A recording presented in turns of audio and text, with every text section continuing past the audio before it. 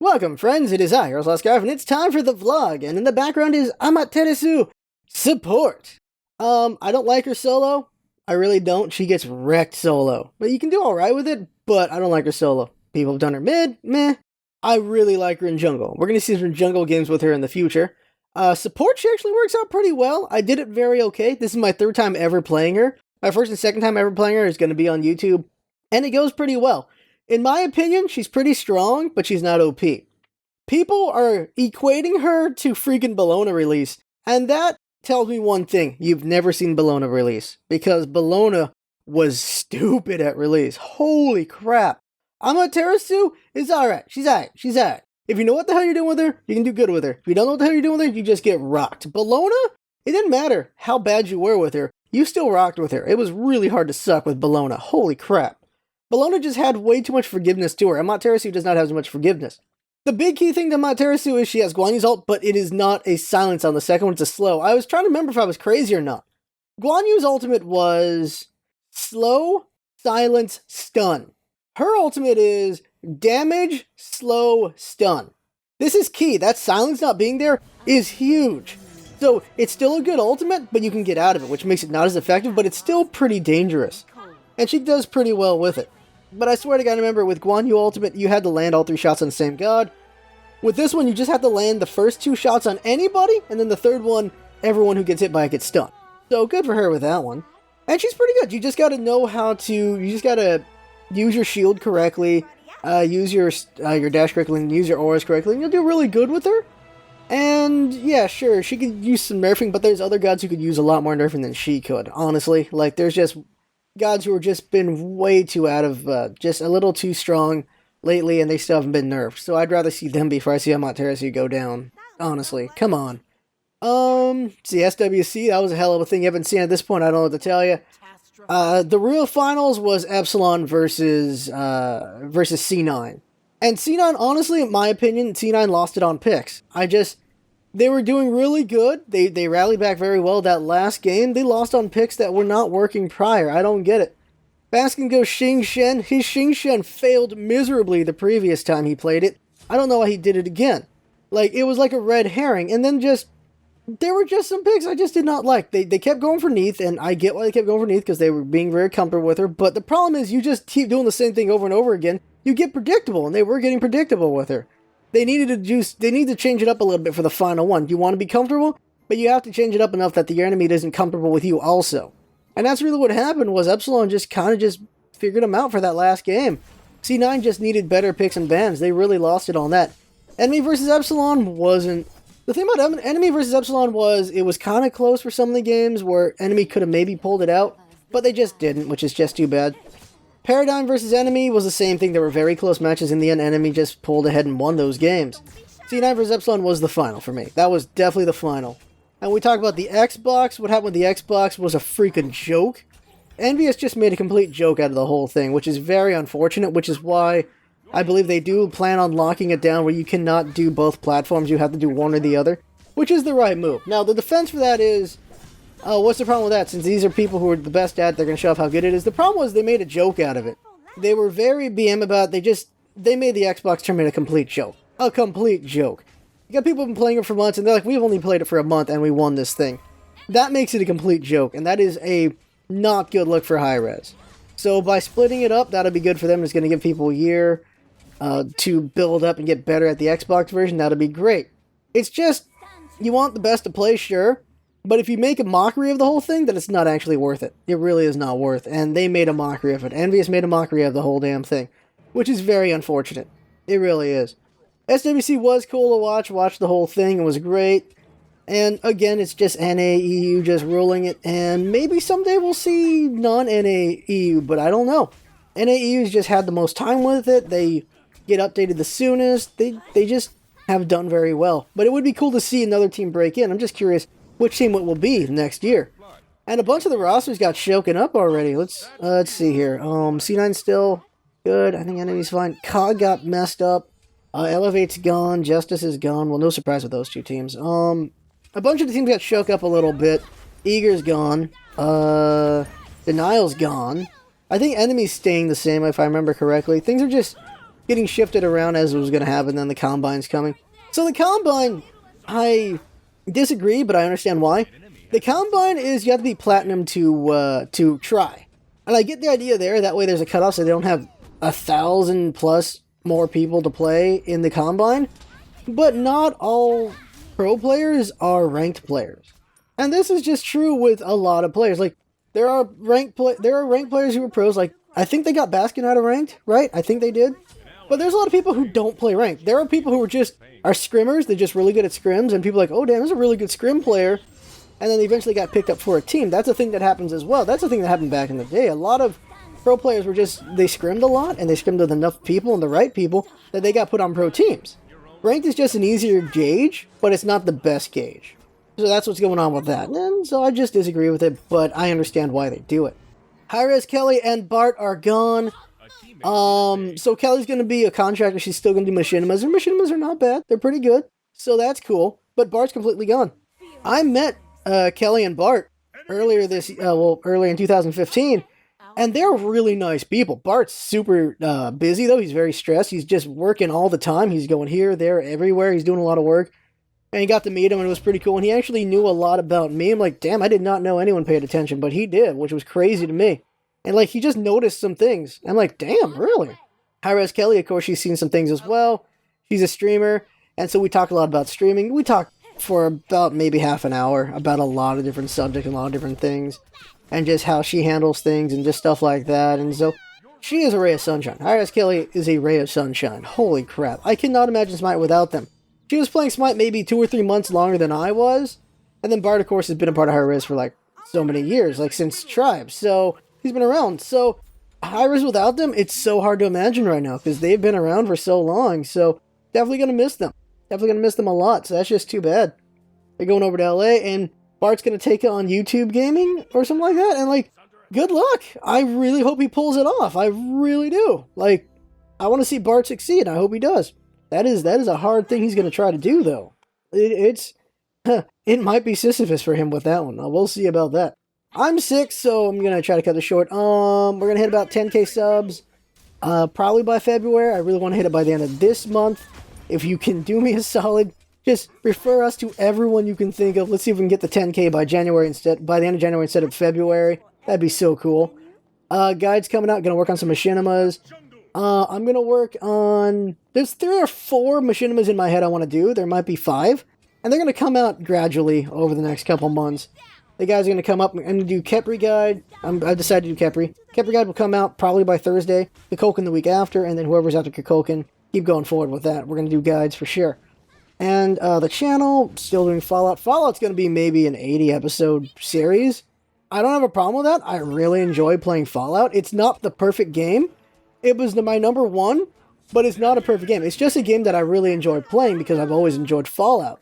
And I'm just going to play the crap out of it. Well, I don't know what the next LP will be. There's a couple games I'd really like to LP, though. But we'll see what's out when Fallout comes out. And when Fallout's finished and what we do. I'm enjoying Fallout a lot, and that's why I'm playing it. It's not doing the best in view count, though. I guess maybe because it's a long series, or just people would rather play Fallout themselves, or they're not really interested in me doing it. But I'm enjoying it a lot, and so I feel like it's got a good quality to it. It's not always everyone's cup of tea. That's just how it is. Smites, of course, are back this week, and yeah, having a lot of fun and crazy games, and like some frustrating games, like that Soul game was a bit frustrating. Like, they're trying to defend it, like, look, I'm going Soul Jungle, which is a viable jungle. A very viable jungle. You want Guan Yu ADC? That gives us a tank, but you know what, better if you were just Guan Yu support then, because we don't have any real damage besides me. And by only having one real damage dealer, it's going to be very hard to win the game. And we eventually did, but just, my god. That's not the way you do it. We needed an actual ADC in that match, so I was really annoyed with Guan Yu a little bit. Like, why go Guan Yu? Why do that at all? Like, considering Soul an ADC, a pure ADC is a red herring. She can do a lot of work as an ADC, but don't treat her as the only ADC on the team. It's a mistake to make Soul the only ADC. It really is. Unless you're building, like, some basic attack assassin or warrior who can also deal some damage out on the towers, it's a mistake to make Soul your only ADC. Really, it is. So, second half of this thing, I want to tell you a story. And that is, crazy is crazy, and also don't be a doormat. There's 2 parts of this. Remember I told you about my cousin, right? Let me tell you more about my cousin. My cousin is an extremely nice guy, to the point that he's a doormat to a lot of people, and he's got no problem with that. He has no problem with being doormat. He just likes being nice to people, making things easier on everyone. It does hurt him at times because plenty of people have taken advantage of it. And the same thing had to do with his wife. I don't remember if I mentioned this, but she pressured him into marrying her in the first place, and that did not go well. The thing about love is it makes you blind to a lot of things, and it made him very blind to a lot of the problems she had, which is just too bad. He was hoping she would change over time, she would get better. After almost 5 years of marriage, it proved not. She assaulted him. I don't know if it's considered assault or domestic abuse since it was a wife to a husband, but she straight up just punched him, and she kept trying to attack him, and he tried his best to fend her off. And so that happened, right? And crazy got crazier, and she attacked him, and so he got arrested and all that stuff, and so they're separated. He's going to divorce her and stuff like that. Now, in the time between last story and now, he's done everything to accommodate her. She found an apartment near the school for their son to go to school. It's his stepson. For their son to go to school. Well, not his son anymore, but for her son to go to school. Near his school. So he's like, all right, okay, I'll help out, because she doesn't have enough money to really afford the whole thing. So he's like, okay, I'll pay for half the rent. He's paying for where he is, and he's paying for half of her rent. Just doing the nice guy thing, helping her out.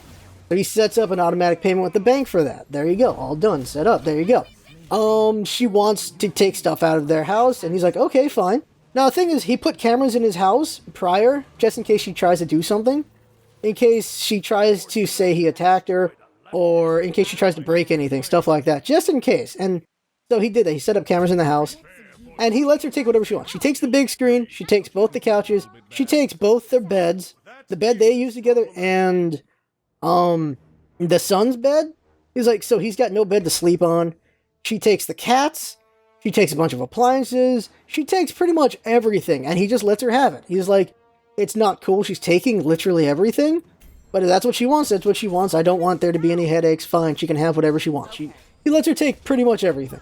Pretty much everything, which is, well, there you go. He just wanted things to just be, he's trying to make it amicable. Like, he's trying to make it not end on bad terms. He's trying very hard to do that. And she just keeps taking everything from him. He's paying half the rent. She's taking all the stuff. There you go. All that's left now is, besides the divorce papers, is their phone plan. He bought her like a $400 phone. There's a little bit left on the payments for that phone. This is, before, of course, before everything went to hell. And so there's the phone plan for that. And so he's like, okay, so what I'm going to do is I'm going to release the phone plan. It'll be in your name so you can take care of it because we're not together anymore. And you can do whatever you want with the phone plan, and there you go. And so the phone plan adds up to about $130. She thought it would be $90. The reason for that is she thought she just had to pay for herself and a date and all that stuff. The plan itself was an extra $40. And she's like, I don't want to do it. It's an extra it's $40 more than I can afford. He's already paying half her rent here. It's like it's another $40 she can't afford. And he's like, well, I can't keep my name on it. We're not together anymore.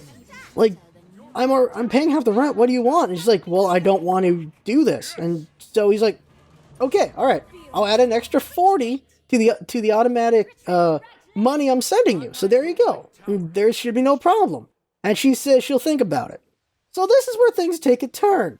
The next day, he's at work. He's at the base. Like, it's a Marine and Navy base. He's a Marine. It's a Navy base. And I can't remember the chain of command right now. There's like 3 things above him. In this scenario, and I'm gonna mix up 2 of them. He works in the morning. Things are fun. He's training the Marines. He goes to lunch. He had a good lunch. He comes back from lunch. Here's what happens. He gets back to the base, and his superior or commanding officer, I can't remember which one is the one above him, says you need to go see the commanding officer or superior, whichever one's above that one. Says okay, and they tell him you need to see the XO. That's the executive officer, if I remember ranks correctly. So he's got to go see an even higher rank guy. And they're like, okay, all right. He goes there. Supervisor and XO are both there with, not Supervisor, XO, and commanding officer. They're all there. And they have some questions. Like, okay, what's going on? I was like, well, okay, so we know you have a domestic abuse thing going on. You're going to divorce your wife. So things aren't going well. Well, she called. She wants to come to the base and complain to the XO. About you, just all her grievances. And we asked her on the phone what were the grievances, and here what they are. And they're like, she says you threw her out on her ass. You threw her out into the cold with her son. They're basically homeless right now. That you did this stuff, and that you're not going to help them out, you're not going to support them or anything, you've just kicked them out, which is, of course, against Navy protocol, because when you have an ex-wife, you give them half of everything. You give them half of your pay, everything. And he says, sir, that is not true, and here is the lease on her new apartment. He has a copy of it because he's paying for half of it, and they're like, you have the lease? Like, yeah, here it is, right here. Because he has everything on, he documents everything on his phone because he's keeping himself covered just in case something goes wrong. And he was right to. Because this just happened right here. So look, here's the proof. He's got the lease right here. And he's also got bank statements showing that he's going to pay half of it. There you go. And, like, okay, well, that's in order. Okay, they asked some more questions, stuff like that. She brought up the phone. He's like, well, yeah, she doesn't want to pay for it. So I'm like, the fair thing I could do is just pay the extra 40 on it. She pays the 90. There you go. Here's the extra 90 on the bank statement. They're like, yeah, that's fair. That's pretty good, yeah. And so it's just, they're just drilling them. They're going through every detail. They're talking about the case where she punched him and how she was attacking him, how he had to defend himself, his eyewitness and this stuff and that. They're just talking about it, and this goes on for about 2 hours. What happens next is another officer comes in and says, we need to talk. He can't be here. And they ask, is it about him? And the other guy says, yes. So my cousin excused himself and he waits outside. After some deliberation for like half an hour to an hour, he comes back in and they're saying, okay, so your ex-wife just called and she said you just called her, Key, and you threatened to, because you have a bunch of guns, you threatened to kill her and then shoot a bunch of people. And of course, this is a punch in the gut. This is a huge punch in the gut. He's done everything he can for her. And now she's saying he's going to kill a bunch of people. And of course, she's lying because he's been with them for the last 3 hours. He's like, well, you guys know I've been with you for the last 2 to 3 hours. There's no way I could have done this. And they're like, yeah, we understand. There's no way you could have because you've been right here. Not possible. And so, like, they understand she's crazy. Like, they held back. He's telling us they want to say some things. He could tell, but they just didn't say it. They were being respectful. But holy crap! So, like, well, do you have guns? Like, yes, sir. I'm a Marine. I like to shoot. So, I'm in possession of. He just listed all of his weapons, and he said, but they're all in a gun locker, and the ammunition is in another room. They're never together. None of them are loaded. They're all perfectly safe. And they're like, okay, good, that's all fine, that's very good, okay. He says, look, if you're worried, Commander, I will give you all of my guns. You can have all of my guns. And Commander's like, no, do not give me your guns. It is your right to own them. Just hold on to them, keep them in a safe, make sure the ammunition, of course, in a different room. Just, you're doing it all correctly, you're doing it right, you're protecting yourself as best you can. And then here's what they say, it's like, we're going to give you a